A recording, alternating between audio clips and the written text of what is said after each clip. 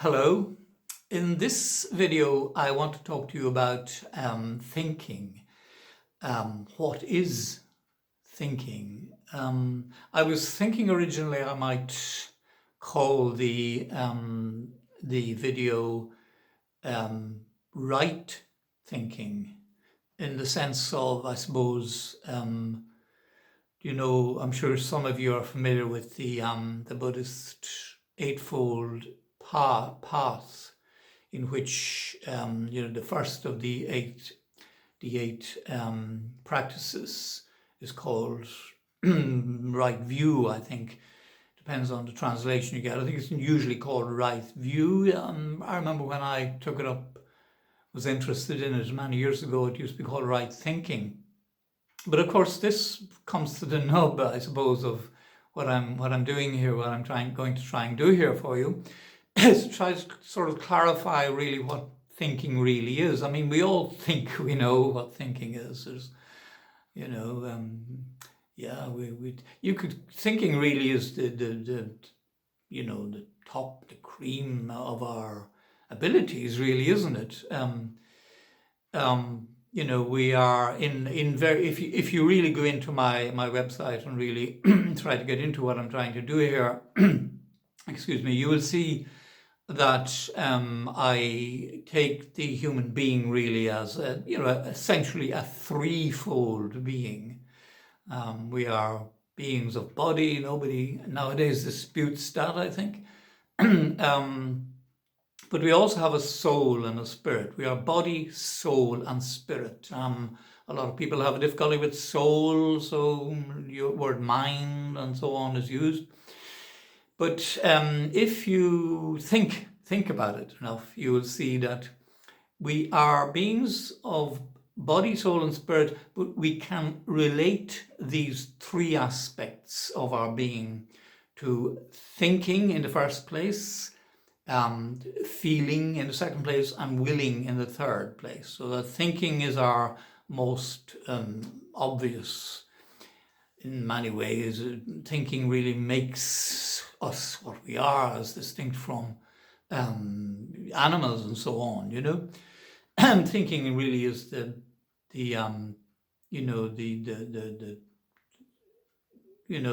evolution. The whole evolution of the human being has sort of brought us to this sort of stage of thinking. And I'm not just talking about really thinking in the ordinary sense, but actually intelligent thinking.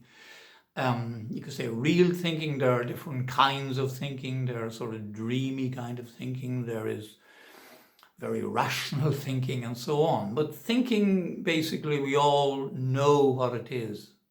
But do we really? And that's really what I want to say here. Thinking, if you have studied a little bit in philosophy, you will know the philosopher Hegel, the German idealist philosopher. Many people regard him as the culmination, really, of Western philosophy, which, began, 2,500 years ago. And in Hegel's, I have read a little bit of Hegel. I know a little bit about Hegel, and I do know that Hegel based his whole philosophy on this, the importance of thinking. It's a very Germanic idea that thinking is our best and our purest part, but you can't really dispute it. Of course, Hegel, and then of course Hegel equated thinking with spirit, what we call spirit. I think that's a fair statement. I'm not a philosopher, but I hope if you are, you wouldn't disagree too much with me there. But we really have to, when we think about thinking, in this sense that I'm trying to get across here, that it's the best part of our being, as it were. Feeling and willing are two very important parts of our being as well. And the feeling and the willing and the thinking are related to our body, soul, and spirit. I'm not going to go into that here, but if you sort of suss out my other blogs and so on, you can see that the way I relate them, and they are really relatable to one another. Here I just want to really deal with thinking, because if you really practice the way, in the sense in which I am sort of teaching it here in my blogs and videos and so on, you will need to sort of know in the first place what thinking really is. You need to have a good idea of what I mean and what is meant generally by thinking. So without going into all the other aspects of it, we can say that thinking is that activity through which we gain knowledge. Okay, we gain knowledge through our feelings as well, but if you think of intelligent thinking, what thinking is in this highest sense, we gain knowledge through it. And there you have, of course, the very basic, very fine and clear distinction between us, shall we say, and the animals. We think, shall we say, and we gain knowledge. The animals act by instinct. They have a knowledge in their instincts and so on. But knowledge in the sense of that is acquired by hard thinking is what makes us really what we are in many ways. There are very many other ways we can distinguish ourselves from our noble friends, the animals, but thinking is one of the best ones, I think. So when you start thinking about knowledge and gaining knowledge, you immediately move in your thinking to the idea of the being of knowledge. What really is knowledge? What is it? So we're trying to work out what thinking is. So we've moved to what knowledge is. What is knowledge? So we think about the being of knowledge, but we do know as human beings, it's really our knowledge that has raised us up to the who and what we are, so shall we say, above the animals. Knowledge, the being of the being of knowledge, therefore, as you might maybe, if you are really sussing out my stuff here, that the Sophia is the being of knowledge. You can say Christ is the being of faith in a very simple way, but Sophia is you can name Sophia in infinite ways, but one of the highest ways is the being of knowledge. She is known as the Virgin of Light, the mother of wisdom, the wisdom of the world, and so on. The mother of the world, the mother of wisdom, the wisdom of God. So that's Sophia aspect out of the way, Sophia aspect of thinking. When you really get to know thinking, you'll be getting to know Sophia, because you'll be getting to know the being of knowledge. Yeah.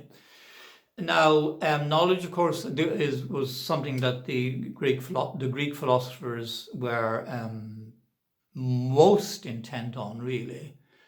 And the word they used was gnosis or gnosis. I usually say gnosis. And they were known as the Gnostics. The early Christians were very interested, we're going back now to the first couple of centuries of Christianity. The early Christians were very interested in knowledge. And actually Sophia was at the center of their whole thinking, if you can call what they did thinking. And here we come to an interesting point, because if you take Hegel as kind of the apex of Western thinking, can you really say that the Gnostics were thinkers in that sense? I would say no. They were using more what we would call imagination. And of course, imagination, there's another video I think I've done on imagination itself. And you really have to, if you are really serious about practicing the way, you have to learn to distinguish between, shall we say, thinking and imagination. Yeah. Imagination is a different form of thinking. And if you develop your thinking in the right way, you can develop imagination as actually a cognitive faculty, a real cognitive faculty. And here you're getting into, shall we say, I don't want to get out of my depth, as it were, because I'm not a cognitive scientist or anything like that. But I do know and can state categorically that you can develop your imagination in order to know things. Yeah. So, so you have to learn to distinguish between thinking, logical thinking, and imagination, which you could call feeling thinking. But the pure thinking, the highest thinking, must be based on, you have to develop your put it this way, you have to develop your thinking before you can really attempt to develop your imagination. I'll put it quite simply like that. So how do you do that? How do you develop your thinking in this, shall we say, imaginative sense? I think you know what I'm going to say. In meditation. So here you have the correlation between meditation and knowledge. By developing your thinking through the practice of meditation, because that's what you really do when you meditate seriously. You take one thing, one thought, one image, one symbol or whatever, and you hold it in your mind for as long as you possibly can, without deviating from it. What are you doing there? You cannot be doing anything other than strengthening your thinking capacity. Yeah. So that's one of the wonderful benefits of meditation, that you become a really good thinker when you practice meditation. Yeah. I don't mean that you have lots of knowledge and things like that, but the actual, so we say, faculty of thinking itself becomes stronger in you.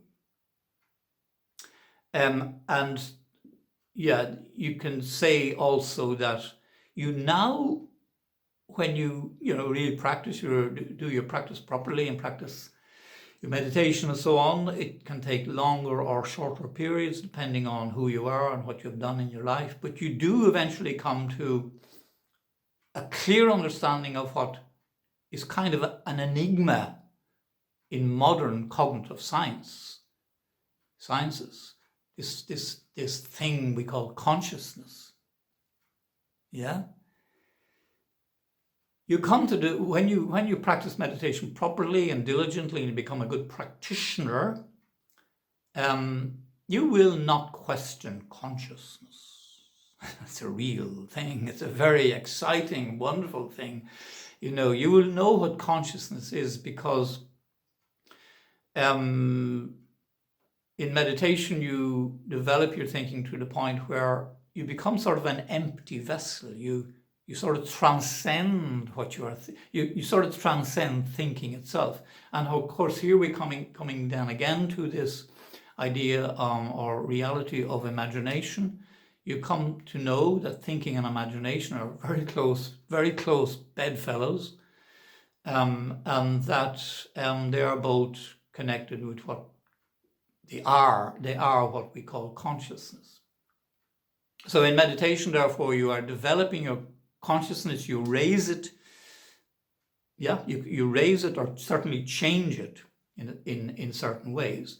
Now, the thing is, therefore, that you have to learn to raise your consciousness in a good way. And of course, by practicing Christian meditation, by having Sophia and Christ, as it were, as sort of guiding you in your meditation, you're not going to go very far wrong. But it's very easy to go wrong, excuse me, if you don't have these wonderful guides, Christ and Sophia, as it were, on each side of you when you are practicing your meditation. And the reason for that is the reason that you need these two wonderful guides, Sophia and Christ, is that when you raise your consciousness or change your consciousness in meditation, you are inevitably going to come up against obstacles, and a lot of people actually give up meditation. I've noticed this throughout my life. I've experienced it myself. I have been a practitioner of meditation for decades, but there have been periods where I said, I can't go any further with this.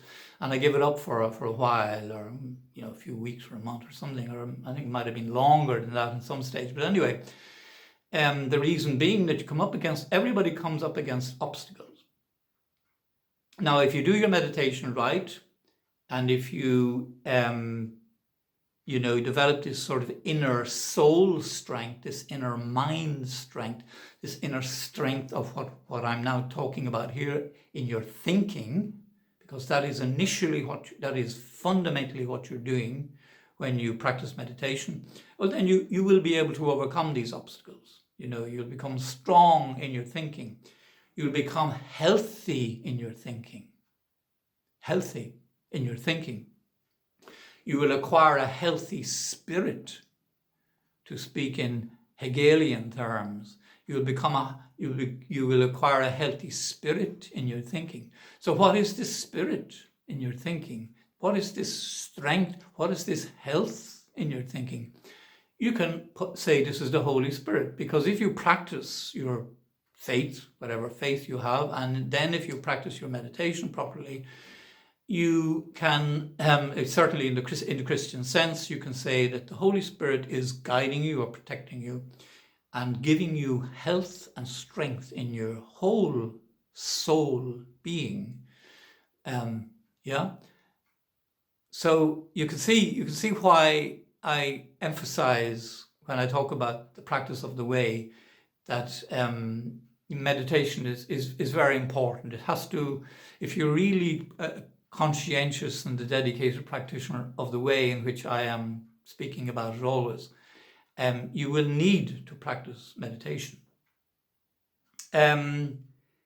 So to have the Holy Spirit at work in your thinking and in your whole practice is, of course, also to develop a greater consciousness of Sophia, because Sophia is very, very closely related to the Holy Spirit, as many of you, or some of you may know, maybe many of you know it, I don't know. I don't know who watches my videos. I know some of them, but not all of them. So if you are a studious kind of person, like to read a lot and read stuff about Sophia and what do you call it? What's the word I'm looking for? Spiritual. If you read spiritual stuff, theology and so on, you will find a lot of these very, very erudite theologians will associate Sophia with the Holy Spirit.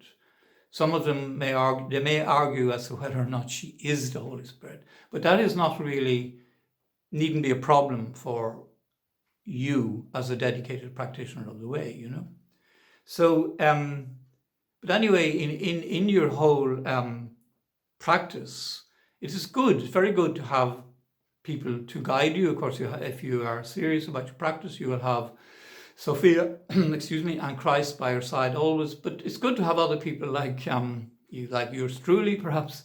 And therefore, I always encourage people to join my Sophia community, because I will sort of guide. You can benefit from my experience, in this work, if you join that, because I do give quite specific indications as to how to develop your meditation and so on, if you are sort of relatively new to it, And, this is a great way to develop your knowledge of Sophia as well, So that's really all I want to say in this video. Thanks again for watching, and keep watching. Thanks. Bye-bye.